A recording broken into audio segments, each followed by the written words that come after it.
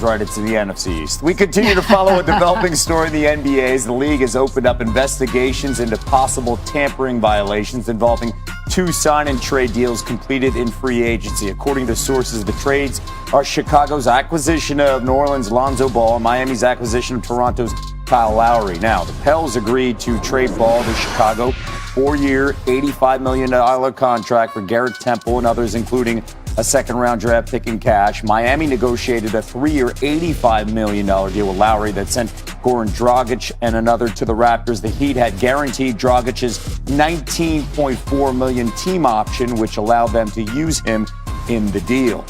And fresh off the breaking news of that landmark contract extension for Luka Doncic, Adrian Wojnarowski back with us here. Woj, on these tampering investigations, where's the league right now in going through the process? Kevin, the league alerted the teams, the agents, the players that they were going to investigate these sign and trades. And now they'll start to gather information, and teams can volunteer information, explain to them how these deals came together.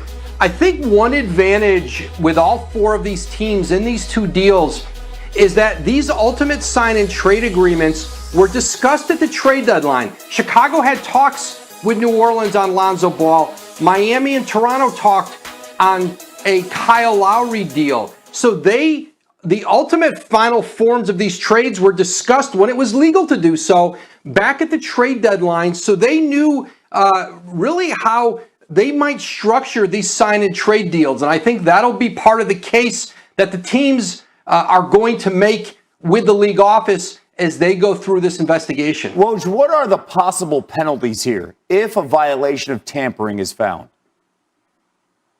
Well, the worst case scenario that is available to the league is to void the deals. I don't expect that would be it is on the table though. More likely, you're looking at fines for the teams, loss of draft picks.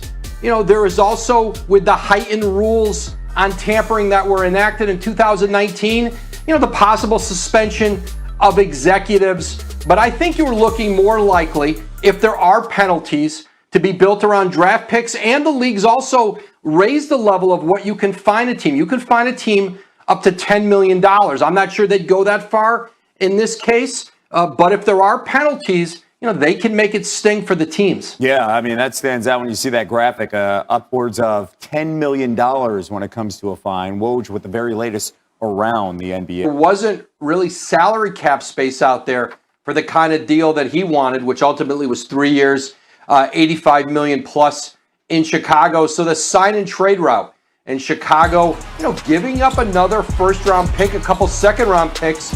The Bulls have traded picks in the Nikola Vucevic trade back at the trade deadline. So they've remade their team. They've gone in now with Lonzo Ball, Vucevic, and now DeMar DeRozan with a team that I think Billy Donovan, their head coach, there's going to be expectations of making the postseason. And I think the relationship with Mark Eversley, who's the general manager, works with Arturas Karnisovas, their president. His relationship with DeRozan, going back to their days in Toronto, I believe that was a key factor in helping to sell DeRozan on it. And I think Eversley and Karnisovas' comfort with bringing DeMar DeRozan in and seeing if he can help elevate this team, and Zach LaVine, his future in Chicago. He wants to win, hasn't been in the playoffs yet. They've got to get into the postseason. Hey, Woj, quickly on the way out here, are there enough chess pieces league-wide? Do we have another 24 hours of fun activity, or this is going to dry up quickly here league-wide? No, there's still more pieces out there, and I think there's still some more trades possibly on the board. Dennis Schroeder's not found a home yet. That's a player to keep your eye on.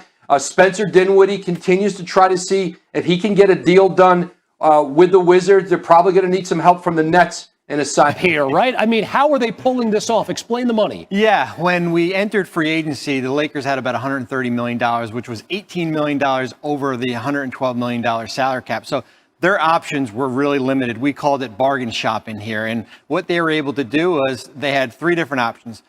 Talen Horton-Tucker, they signed him today to the early bird exception. They're allowed to exceed the salary cap to do so. He was on the roster for 2 years.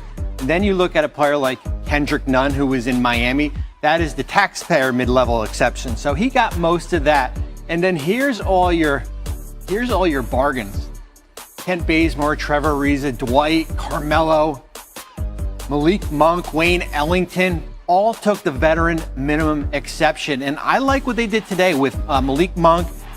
You're able to get Kendrick Nunn. You got a little bit younger. You got some shooting to put around the big three here. And they still have 3 roster spots. But the most important thing, $34 million luxury tax penalty, the biggest ever in Laker franchise history. So there's a cost associated to this roster. They'll be writing a lot of checks there. Yeah. And by the way, earlier in the day today, it was the big fella, Marc Gasol, saying, in fact, he would be coming back to the Lakers next season. We've talked a lot about first dominoes falling, right? We've seen quite a few dominoes fall so far, Bobby.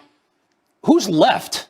Yeah, so I call them the cap space free agents. That's what their label was before free agency started. Those aren't the players who are going to sign for the taxpayer mid-level or even the full mid-level. That's the players like Spencer Dinwiddie, Lowry Markkinen, Reggie Jackson, Dennis Schroeder, who was with the Lakers there. And the problem right now is that the market's frozen. There's only about 3 teams that have cap space. You're looking at a team like Charlotte, New York's got a little bit, San Antonio, Oklahoma City. So a player like Dinwiddie trying to arrange a sign and trade to get to Washington. It's complicated because the Nets want compensation back. Right. We saw in the DeMar DeRozan sign and trade. They got first round pick, 2 seconds.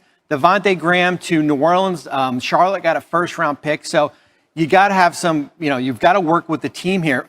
Schroeder. Deals in American sports. Kind of a big deal. The Nets shored up their backcourt on Tuesday. Patty Mills' agent telling Woj that the veteran point guard is signing a 2-year deal with Brooklyn.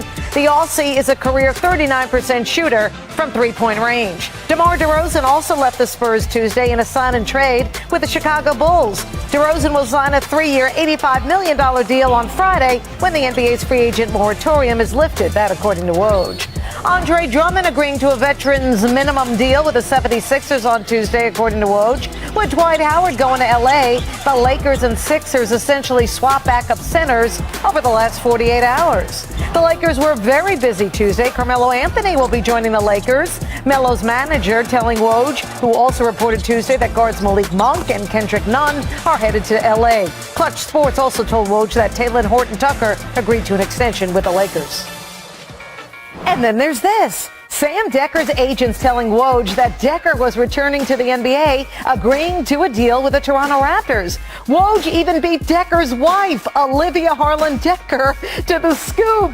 Harlan Decker tweeting, "I can't even beat Woj with our own news. Hashtag shaking my head." We welcome in our NBA insider, Adrian Wojnarowski. Woj, what'd you think about that?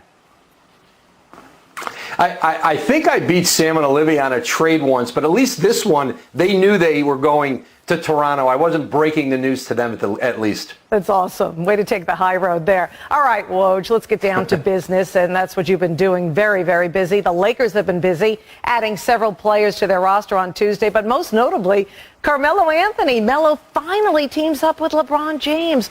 Why was now the time that Anthony chose to join forces with LeBron? Well, Linda, certainly need, and I think the role Carmelo Anthony can play at this stage of his career at 37 years old, they certainly had a need in L.A.